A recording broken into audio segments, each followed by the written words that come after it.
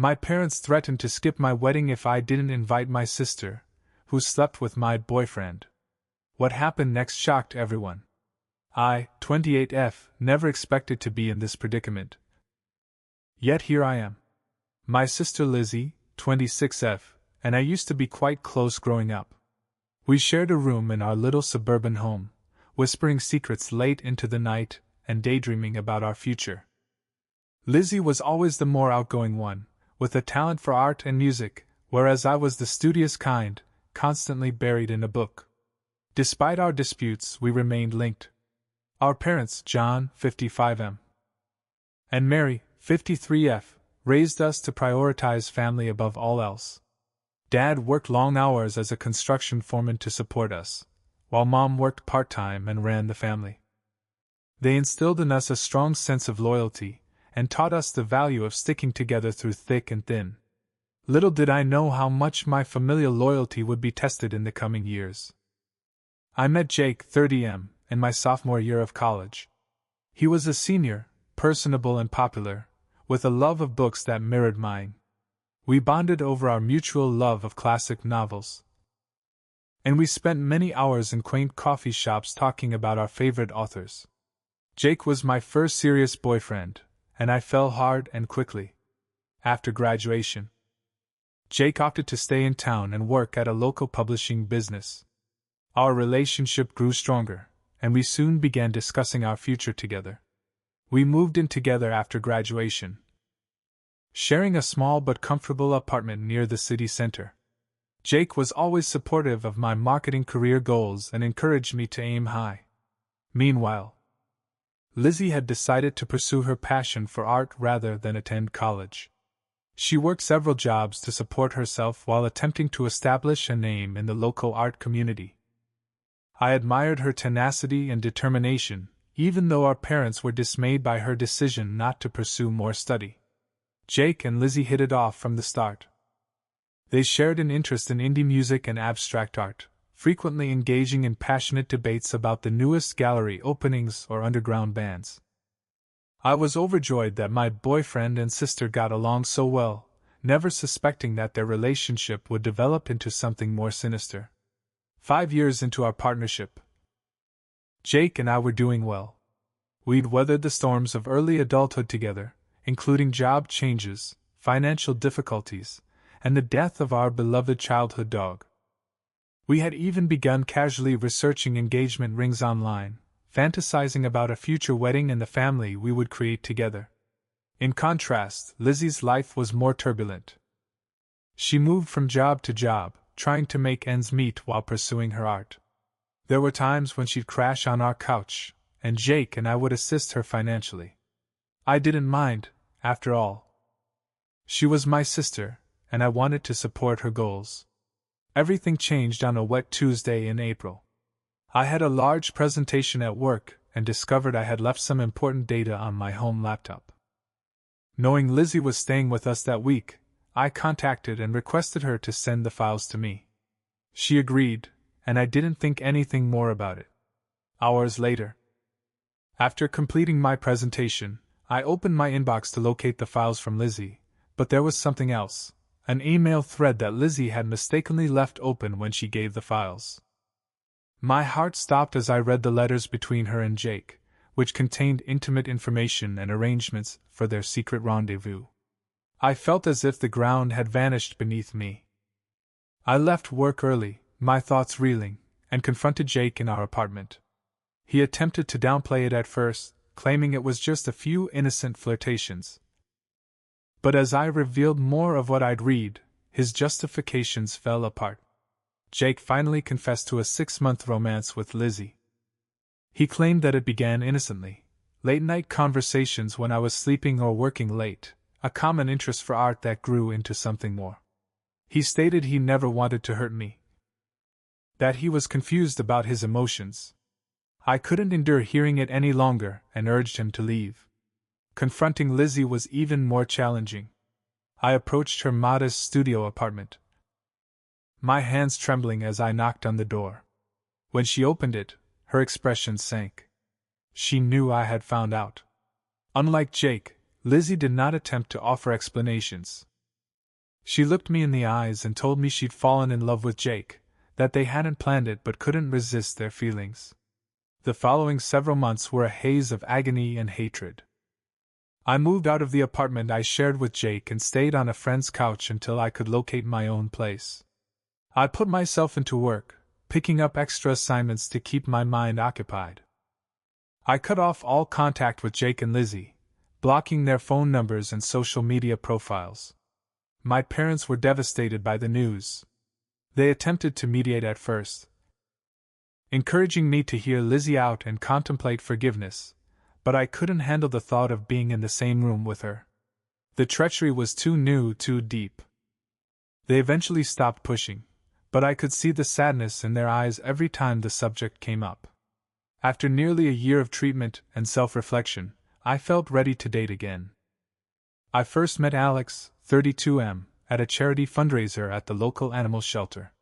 He was tall, with nice eyes and a kind grin that put me at ease right away. We bonded over our mutual love of dogs and our volunteer experiences at the shelter. Alex was kind and compassionate. As I discussed my past, he never pushed me to go faster than I felt comfortable with, always respecting my limits. Slowly but gradually, I found myself falling in love again. This time with a man who genuinely liked and admired me. 2 years into our relationship, Alex proposed on a morning trek to our favorite viewing point. It was simple, private, and beautiful. As we started planning our wedding, I felt a mixture of excitement and dread. The thought of walking down the aisle again triggered memories I'd rather forget. Everything was going fine until my dad mentioned inviting Lizzy to the wedding. They contended that she is still family, and should be present on my special day.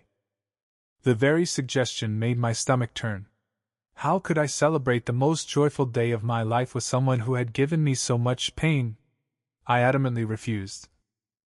Informing my parents that Lizzy's presence would just bring up sad memories and could ruin the day, Alex agreed with me, saying that our wedding should be about our love and happiness, not attempting to patch relationships that may be beyond repair. My parents did not take it well. They accused me of being petty and unwilling to move forward. They even threatened not to go if Lizzy was not invited. Some of our relatives have also gotten involved, accusing me of selfishness for separating the family and asking me to be a better person. But I don't believe I'm in the wrong here. Lizzy deceived me in the worst manner possible. She slept with the man I expected to spend my life with. I fought hard to overcome that anguish and start a new life with Alex. I don't want anything to compromise my newfound contentment and calm. Reddit, am I wrong to not invite my sister to my wedding? Am I being petty, or do I have the right to remove someone who has badly injured me from one of the most important events in my life? Update 1. I'd like to thank everyone who left helpful comments and advice on my first article. The response was amazing, and it gave me the confidence to have a difficult but essential conversation with my parents. I invited them over to supper last week, determined to clear the air and establish some boundaries. The evening started out tense. Mom kept trying to shift the talk toward wedding plans, while Dad was unusually silent. After we finished our meal, I took a big breath and went in. I described in detail how Lizzy's actions had affected me, including the sleepless nights, trust issues that nearly ruined my relationship with Alex, and the therapy sessions I needed to work through my pain. I told them about the panic attacks I used to get any time I saw a couple that reminded me of Jake and Lizzy, how I'd lost weight because food tasted bad, and how I'd poured myself into work to avoid dealing with my feelings. To my amazement, Mom burst into tears midway through my explanation. Between sobbing, she acknowledged that they had pushed for Lizzy's inclusion out of remorse. It turned out that Lizzy's life had spiraled drastically after the incident. My parents told me that Lizzy had lost her job at the gallery where she had been working. Her drinking, which had previously been sociable, had progressed to the point that she was rarely sober. She'd been in a run of short-lived, disconnected relationships, one of which left her in the hospital with a broken arm. Mom and Dad felt responsible for not seeing Lizzy's problems sooner. They scolded themselves for applauding her free spirit without acknowledging that she may have required more guidance and assistance. In their thoughts, inviting Lizzy to the wedding was a means to reintegrate her into the group and possibly help her get her life back on track. While I sympathized with Lizzy's hardships, I made it clear that this did not excuse her behavior or erase the anguish she caused me. I reminded them of all the instances they had assisted Lizzy financially and emotionally over the years, emphasizing how supportive they had always been as parents. I emphasized that I was not responsible for Lizzy's well-being and I shouldn't have to give up my peace of mind for her. Dad, who had kept silent for the majority of the conversation, suddenly piped out. He told me a story from his own background that I had never heard before. Apparently, his older brother had done something similar, compromising Dad's trust significantly when they were younger. They had never really reconciled, and I could see sadness in Dad's eyes as he recounted decades of stressful family reunions and squandered possibilities.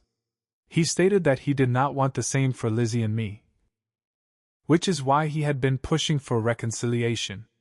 But he also admitted that he couldn't compel forgiveness and that healing had to happen on my own terms. Dad apologized for pressuring me and promised that he and Mom would respect my decision regarding the wedding. He also told me that they would attend, with or without Lizzy. My parents agreed to speak with the relatives who had been causing me problems and explain the issue. They vowed to stop any future attempts to guilt-trip me into inviting Lizzy. After this emotional chat, I felt as if a weight had been lifted from my shoulders, although my feelings remained unresolved. I felt heard and understood by my parents for the first time since the ordeal began. Alex, who had made himself scarce during the dinner to allow us peace, was quite supportive when I told him later that night. He held me while I cried, a mixture of relief and anguish sweeping over me. He advised we take a weekend trip to decompress and refocus on our wedding planning. We had a wonderful weekend at a nearby beach town, simply enjoying each other's company and finalizing some wedding plans. We chose our wedding cake, chocolate with raspberry filling, planned the celebration playlist, and even practiced our first dance on the beach under the starlight. This event has increased my appreciation for Alex. He's been my rock through it all, constantly prioritizing my sentiments and wholeheartedly supporting me. I am more confident than ever that I am marrying the right guy. The wedding is now less than 2 months away, and I'm looking forward to celebrating our love with those who actually care about us. I still feel sad about Lizzy's absence, but I know this is the best decision for my mental health and happiness. Thank you again, Reddit, for assisting me in standing my ground and prioritizing my well-being. Your support has meant more than you realize. Update 2. It has been a crazy few weeks since my last post, and I have some unexpected news to offer. I received Lizzy's letter around 3 weeks ago.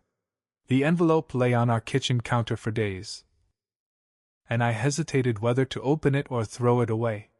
Alex, ever the voice of reason, argued that reading it might bring some closure, even if I choose not to react. Finally, on a peaceful Sunday morning, I mustered the confidence to open the letter. It was many pages lengthy and contained Lizzy's trademark loopy handwriting.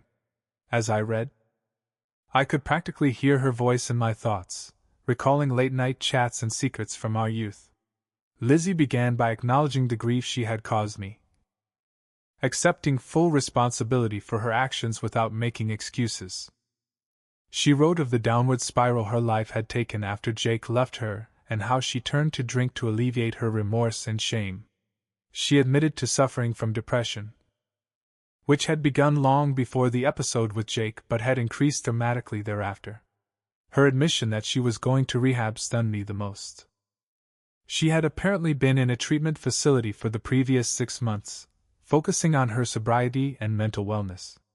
She wrote of the grueling treatment sessions, group gatherings, and the difficult task of confronting her demons. Lizzy mentioned that part of her healing journey was making amends to individuals she had harmed. She clarified that she did not seek forgiveness and respected my decision not to include her at the wedding. Her intention in writing was just to apologize and inform me that she was attempting to become a better person. The letter finished with a story from our childhood. I stood up for her against some bullies at school. Lizzy stated that she had always admired my tenacity and honesty, and that betraying me was her biggest regret in life. I'd want to say that after reading the letter, I felt a rush of forgiveness, but the truth is that I was left conflicted. A part of me remained furious and sad, while another sensed a glimmer of the sisterly affection we had shared. I decided to take some time to examine my emotions before making any decisions. After a few days of deliberation and numerous conversations with Alex, I decided to meet Lizzy at a neutral location, a quiet cafe in town. Seeing her in person after 3 years seemed weird. She looked different, thinner, with black circles under her eyes, but she exuded a peace that had not been there before. Our conversation began awkwardly, with many pauses and hesitant phrases. But as we spoke, it became easier. Lizzy restated what she had said in the letter, her voice breaking with emotion as she apologized once more for the hurt she had caused. She told me more about her sober journey and the work she had done in therapy. Lizzy even showed me a journal in which she had been writing letters to me as part of her recovery, though she had no intention of sending them. Reading excerpts from her genuine, unedited thoughts during those sad days was eye-opening. I will not lie, it was an emotional meeting. We both shed tears as we discussed the past and the agony we had both endured. Lizzy revealed that she and Jake had split up just months after I discovered them, their relationship collapsing under the weight of guilt and resentment. She hadn't communicated with him since. By the end of our appointment, I felt a sense of closure that I hadn't realized I needed. The wrath that had been burning inside me for years began to subside and was replaced by a complex mix of sadness, relief, and cautious hope. After much deliberation and debate with Alex, I have decided not to invite Lizzy to the wedding. It's too soon, and I want to enjoy my special day without additional worry or mental issues. However, I've agreed to try to re-establish our friendship gradually, beginning with occasional text messages and perhaps coffee meets in the future. Lizzy acknowledged and appreciated my decision. She even sent Alex and me a modest gift, a lovely hand-painted letter wishing us success in our marriage. It reminded me of the cards she used to make for my birthdays when we were younger, which brought back bittersweet memories. I understand that this process of healing and regaining trust will be long and may be challenging. There are still times when the anguish of betrayal resurfaces, reminding me of everything we have lost. But for the first time in 3 years, I am optimistic about having my sister back in my life eventually. The wedding preparations are in full flow. Alex and I are delighted to celebrate our love with our closest friends and family. While Lizzy will not be present, I am more at ease with that decision now. Our special day will be spent looking forward to our future together rather than lingering on past hurts. Update 3. It's been 6 months since my wedding, and I wanted to provide you with a last report on this chapter of my life. The wedding day was simply wonderful. Alex and I exchanged vows in front of our loved ones in the stunning vineyard setting we had chosen. The weather was perfect, with a moderate breeze and brilliant blue skies that appeared to reflect the joy I felt inside my heart. I walked down the aisle on my father's arm, my gaze fixed on Alex's. All of the drama and pain of the previous years seemed to fade away in that instant. As I stood at the altar with my soon-to-be husband, all I could feel was love and appreciation. The ceremony was modest and personal, with readings picked by our closest friends and vows written by ourselves. There wasn't a dry eye in the house when Alex swore to always be my safe harbor, and I promised to be his constant companion throughout life's experiences. The reception was a happy occasion. The meal was wonderful, the wine was plenty, and the dance floor was full all night. My parents were on their best behavior, honoring Alex and me with no mention of Lizzy. It was great to see them so joyful and supportive. Lizzy followed my requests and did not attempt to contact me on the wedding day. Instead, she delivered a gorgeous bouquet of sunflowers, my favorite flower since childhood, to my hotel room. The accompanying note congratulated us and wished us a life of happiness. It was a lovely gesture that I appreciated even more than I had imagined. Since the wedding, Alex and I have adjusted into married life, which has been fantastic. We recently purchased our first home together, a quaint craftsman-style house with a modest backyard. We've enjoyed making it our own by painting the walls and adding a garden. It feels nice to be starting a life together and making new memories in a space that is genuinely ours. My friendship with Lizzy is gradually improving. We've had a few more coffee meetings and are now texting on a regular basis. Our chats are still somewhat guarded, but there is a developing comfort between us that reminds me of our previous connection. Last month, we even ate dinner with our parents. It was a little awkward at the beginning, with everyone trying to avoid certain issues, but as the evening proceeded, it became more like old times. Lizzy remains committed to her recovery and has been making significant improvements in her life. She's back in school, training to be a counselor for disturbed teenagers. She thinks her own experiences have given her insight into the difficulties that young people encounter, and she wants to help others avoid the mistakes she did. Seeing her progress and commitment to changing her life has aided me in my forgiveness journey. Lizzy recently inquired if she might exhibit some of her work at a local gallery. I hesitated at first, recollection of her previous artistic pursuits triggering conflicting feelings, but I decided to go with Alex by my side for support. Walking into the gallery, I was taken aback by the transformation in her work. The chaotic, dark pieces of her turbulent years were replaced by brilliant, hopeful canvases that appeared to throb with life. One painting in particular caught my eye, two interwoven trees with branches reaching for the sky. Lizzy subsequently told me that it reflected her wish for our relationship to flourish together again after our separation. While we are not back to being best friends, and I doubt we ever will be, I am delighted we are working to mend our friendship. It's a lengthy process with occasional setbacks when past hurts resurface, but it feels right. We're learning to be sisters again in a way that honors our separate paths and who we've become. I would like to thank everyone who helped me through this difficult time. Your guidance and encouragement helped me stay strong and make the best decisions for myself. I've learned a lot about setting boundaries, self-care, and the power of forgiveness, not for the benefit of the other person, but for my own peace of mind. Looking back, I recognize that the healing process isn't linear. There are good days and bad days, moments of progress and moments of uncertainty. But I'm pleased with how far I've gone and enthusiastic about what the future holds with Alex. To anyone in a similar situation, remember that it is acceptable to prioritize your personal well-being. Healing takes time, and you don't have to forgive somebody until you're ready to do so. Trust your intuition. Surround yourself with helpful people, and do not be hesitant to seek professional help if necessary. As for me, I'm looking forward to the next chapter in my relationship with Alex. We're talking about starting a family soon, and the prospect of becoming parents both excites and scares us.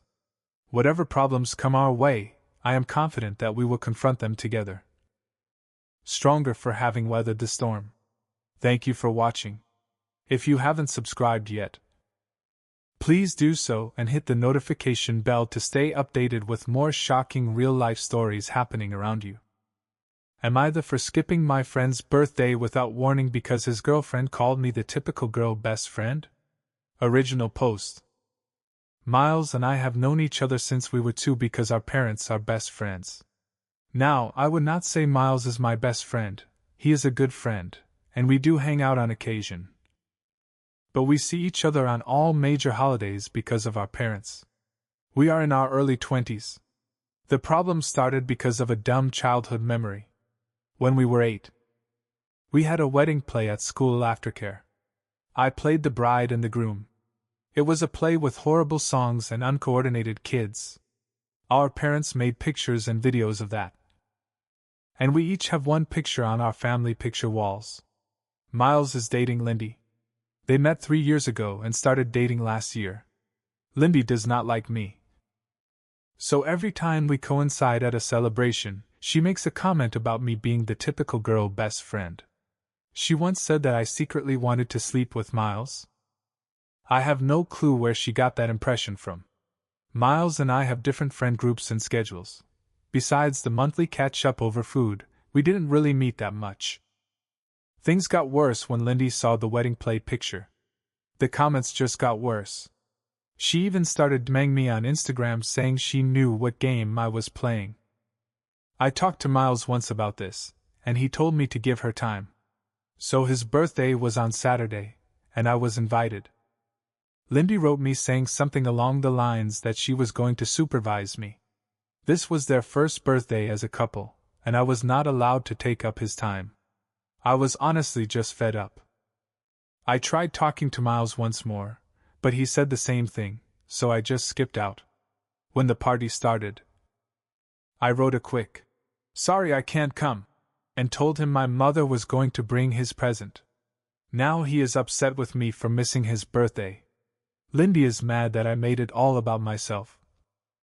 And my parents are upset I missed the family function. Edit. I didn't show anyone the messages because I didn't want to make more out of this than it is. I didn't want to poison anyone against Lindy. Especially not if she is a new F in Miles's life. That would make both our lives more difficult. I hope that just talking about it might be the more adult thing. My parents are not mad at me or blowing up my phone all Reddit fashion. They and Miles's parents were just bummed out that this was the first birthday that I ever missed. As to why she is jealous, I have no idea. Neither of our parents ever wanted us to get together. There were no jokes or anything about it. I think they also never would want that. The wedding play picture is in the living rooms because they love the picture, and it was our first play. Update. I will update you in the first part, and clarify some things later. After my post, I talked to Miles. At first, he was kind of mad and thought I had been blowing things out of proportion. Some more details are in my last post. We came to the conclusion of taking more distance while he figures that all out, mainly because I did not want the added stress of petty drama.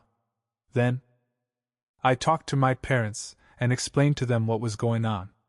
They were really upset by how Lindy treated me. Obviously, they weren't going to get involved, but it was nice to get that off my chest.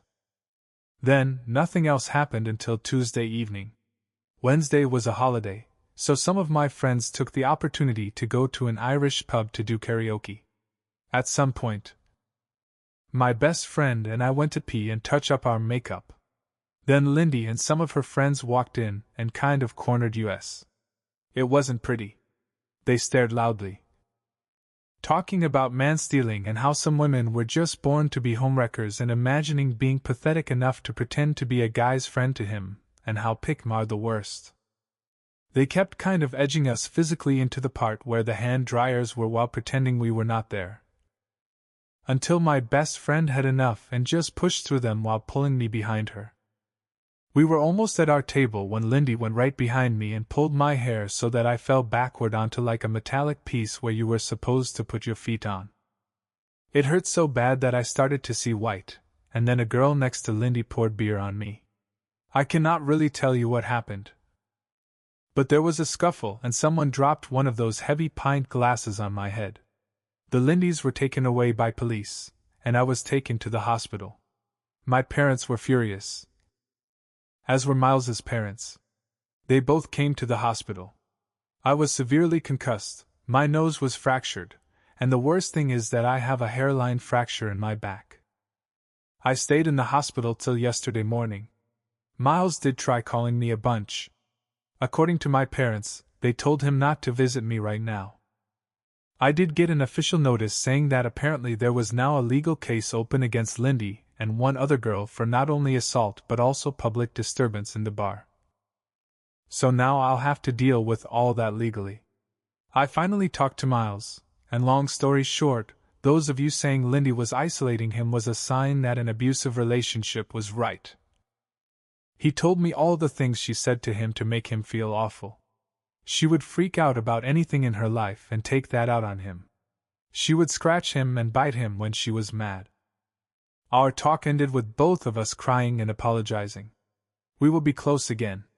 At least we can talk about these things more often. He broke up with her and is hiding at my parents' house. So that is it for now. Update 2. I'll update immediately and go into details later. There has been an official court date set for my process against Lindy. It took 2 months to get and is another 3 months out, but something is something. Our lawyer said that Lindy is probably not going to jail as she is a first-time offender. If she goes to jail, it would be no more than 3 months, most likely. She is going to have to pay a fee of 100 days of her income or something like that. I have let my father deal with this 100% because I have no head for it. There is a second lawsuit going on at the same time, as now I am legally chronically ill. The hairline fracture was not a passing thing but developed. I am in pain daily. Not every day is bad, but not a day passes where I'm not in at least a 2 on the pain scale. As a result, I have not been able to work right now. My insurance pays 75% of my former income, and my workplace covers the rest, but I am probably going to get fired. So my insurance filed a claim against Lindy to pay my lost wages. I am right now not in contact with Miles. I tried to be supportive, but being disabled by his jealous ex-girlfriend made me bitter against him. He was a victim, but now I can't live my life, and I blame him partly for that. I am in therapy to work through all of that, and have taken up some new hobbies. I have started to write more and am looking into courses or online classes. Miles's parents have been apologetic and have supported me a lot. His mother had been a saint. She volunteered to drive me everywhere, and I have actually become friends with her. We even went to see Deadpool and Wolverine. She is a SHW, so we have a lot of time. One of Lindy's friends reached out through my lawyer offering a testimony against her own friend. She also sent a letter apologizing. To make it short, Lindy had told them I was bullying her and that Miles had once already cheated on her with me. So that's where we are right now. Take care and shield your back. New update. Hey everyone, so here we are again, and yeah, things have moved along, but honestly, I'm just tired. The first court date, it came and went. It was my insurance company versus Lindy, and surprise, surprise, she lost.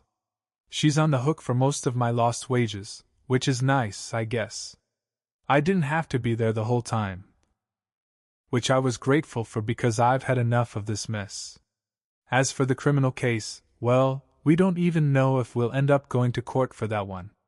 My lawyer is handling it. And I've handed the reins over to my dad because, honestly, I've had it.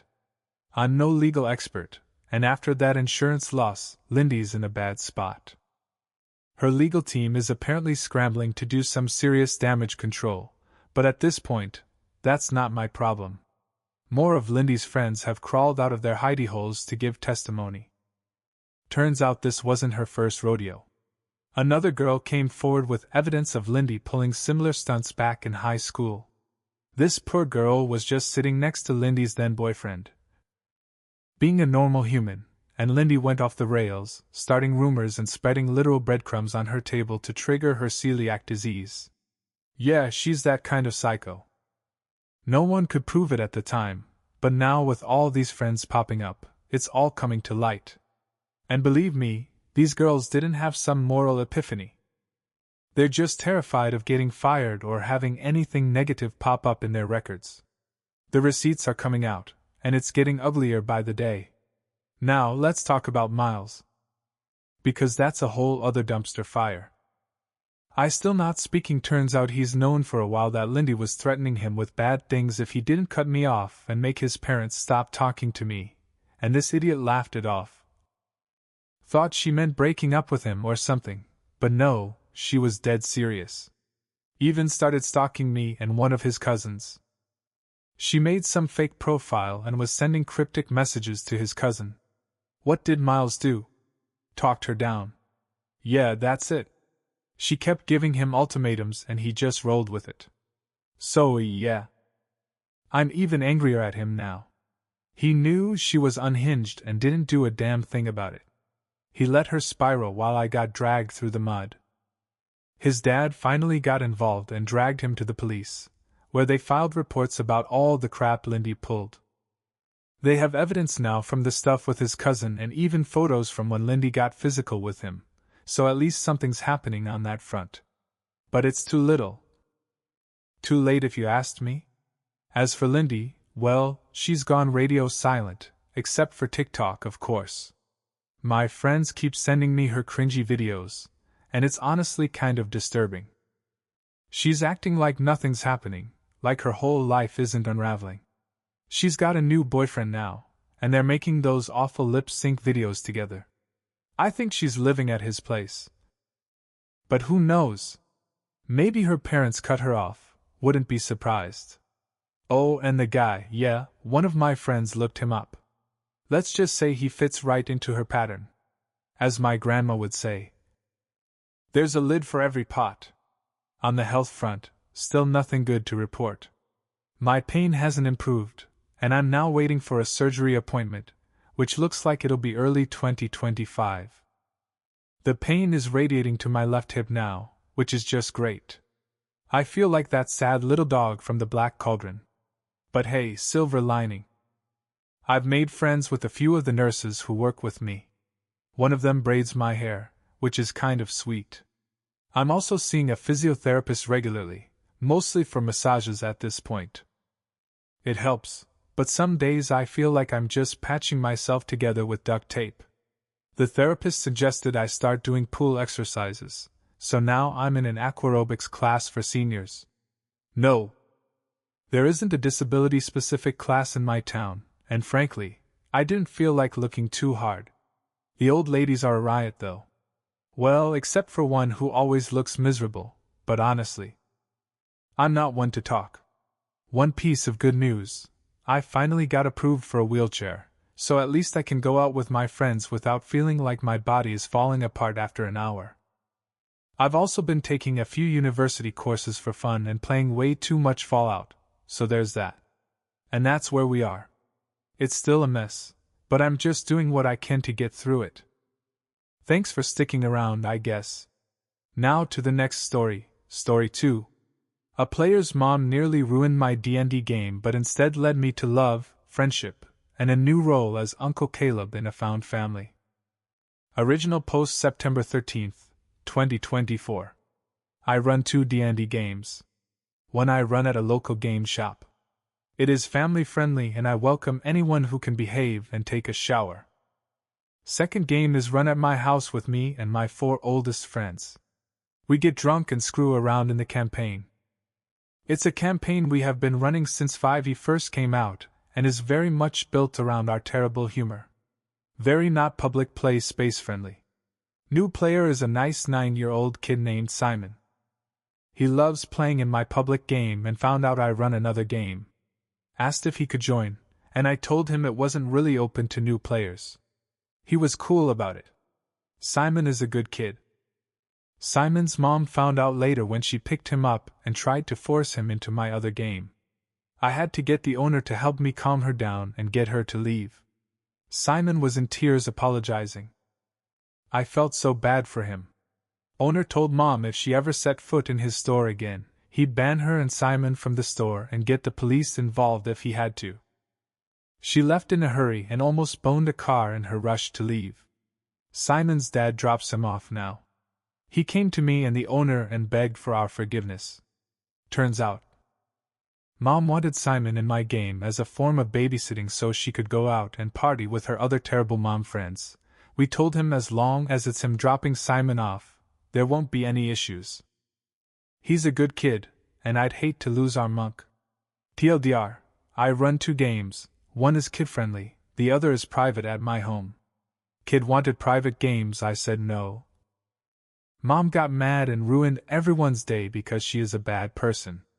Edit. Thanks for indulging in my drama, sharing love for the hobby. Simon is a great little dude. His dad is a great big dude. Glad to have met them. Thanks everyone for letting me spam replies and shoot the breeze. You're all great. Update, September 17th, 2024. If I have any updates on things, I'll post on my profile so as to not spam unrelated things on various subreddits. Original post here. Hey everyone, it has been pure chaos the last few days, but after everyone was so nice, I figured I'd let you guys know what has happened since. It's mostly good news and should put some minds at ease.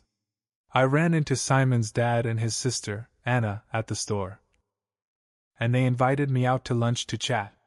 Simon's doing pretty well, all things considered. Dad says he and Mom were already most of the way through the divorce process, but he and his almost ex-wife agreed to keep it quiet until they had finalized some agreements. Mom showed her ass yet again and basically admitted she didn't want Simon very often and negotiated for some money in exchange for giving full custody to Dad, with a few holiday visitations if she can make it. She's moving a few states away to live with some of her friends from college. He doubts they see her more than once a year, if that. He said it went as well as he could have hoped. He's just glad it's almost over. Auntie Anna, as Simon calls her, his dad's sister, she's stepping in to help with Simon while Dad juggles everything. She brought him to the shop this weekend, and she hung out by me while I ran the games so she could learn. Everyone had a good time, even got a few giggles from Anna. So I'll consider that a GM's job well done for first impressions of the hobby. Shame the first RP she had to see was me as Marty, the farty lizard folk merchant NPC that they ran into last session. Lots of hissing and farting noises out of me for 15 minutes. Simon was able to pass enough con saves to buy what the party needed from Marty, discounts in exchange for risk of poison damage. And they tricked the corrupt town guard into accidentally arresting themselves due to an elaborate performance by the bard.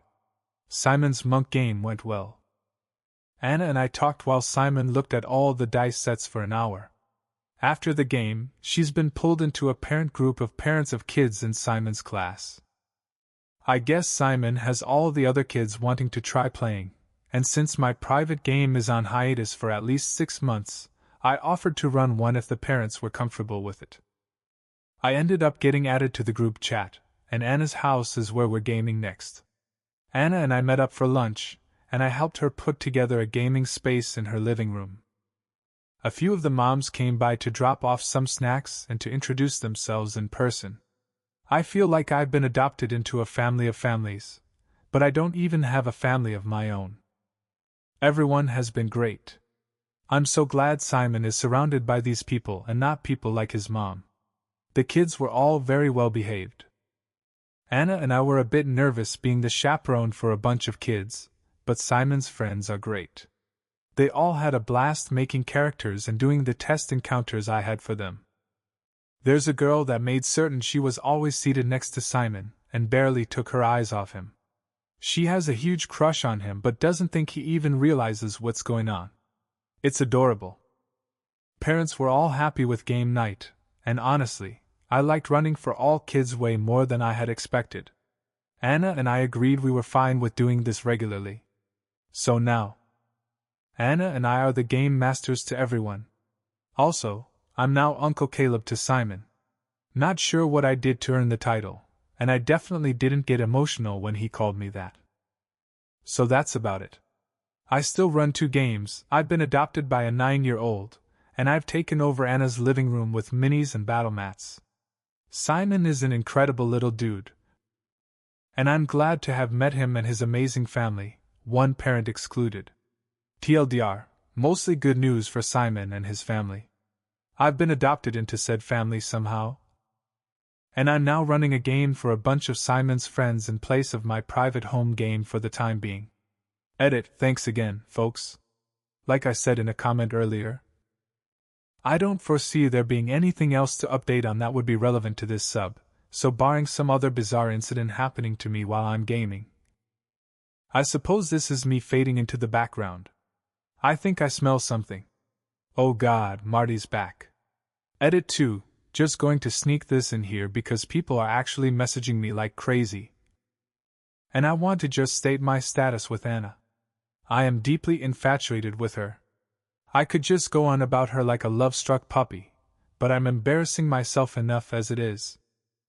We've got a busy next couple of weeks ahead of us, but luckily for me, A lot of that busy time will be spent with her, working on things for Simon and the game nights. So, for now, I'm going to let things be, give us time to know each other better. We've been texting pretty regularly the last few days, and I'm starting to think there's something here.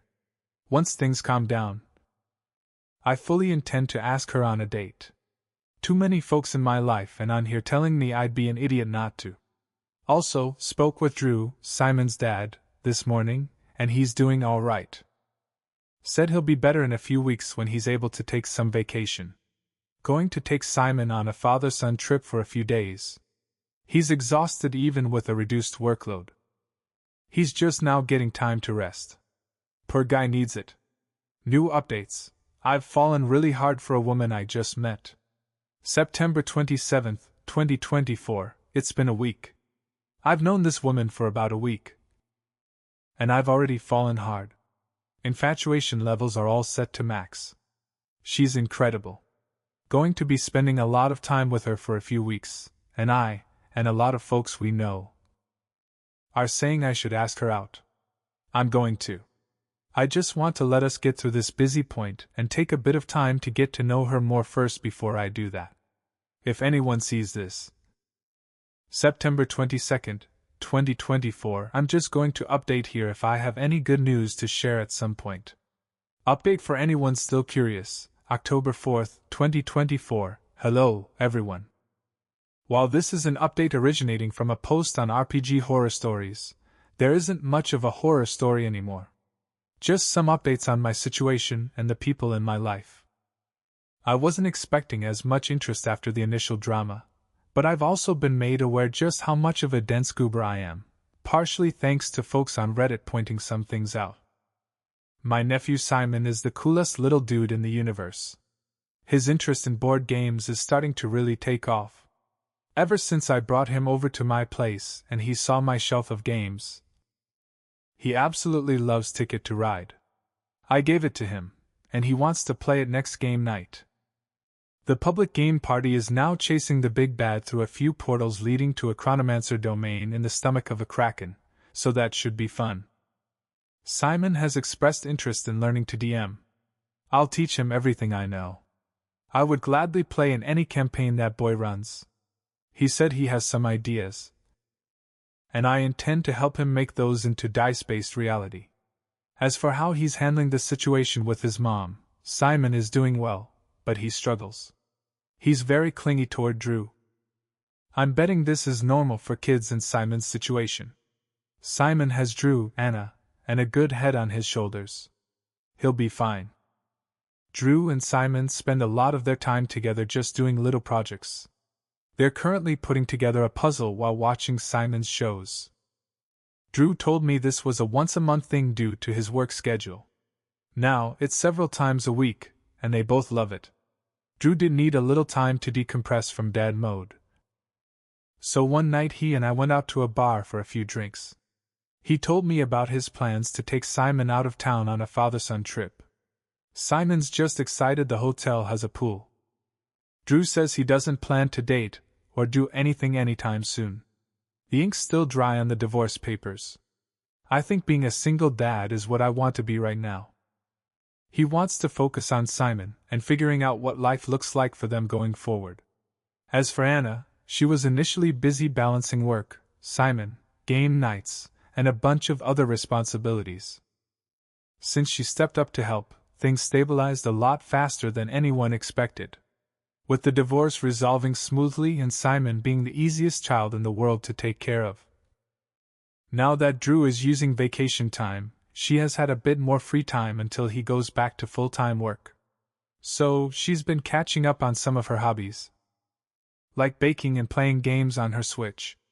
I had to come over and run the cables to hook it up to her TV because she couldn't reach it. She also needed my help setting up her Wi-Fi when she got a new router, and she has had multiple issues with her laptop that I've had to resolve for her. That woman is brilliant in every other regard but truly clueless when it comes to tech. But I was paid for my tech resolutions and homemade meals, so I'll call it even. The more time I spent with Anna, the more confident I got that asking her out was the right call. So I asked her out, and she said yes. Unfortunately, Anna gets migraines semi-regularly, and one hit her just before our date. I came over, and she was visibly miserable but trying to convince me it was okay and we'd still go out. I practically had to order her to go get into bed. Got her migraine pills and some water for her, blacked out the curtains, and told her to call if she needed anything.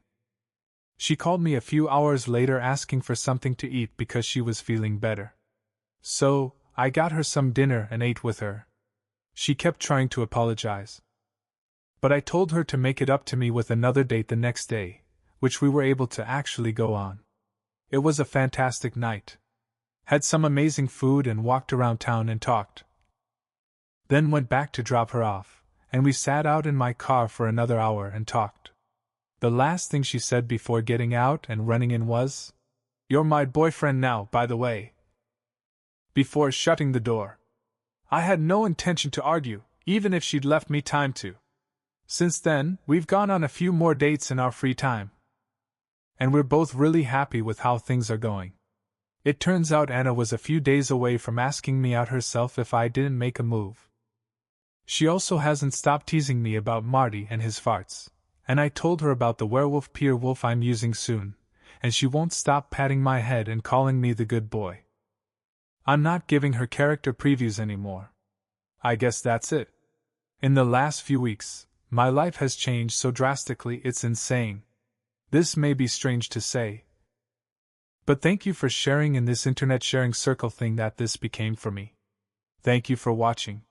If you haven't subscribed yet, please do so and hit the notification bell to stay updated with more shocking real-life stories happening around you.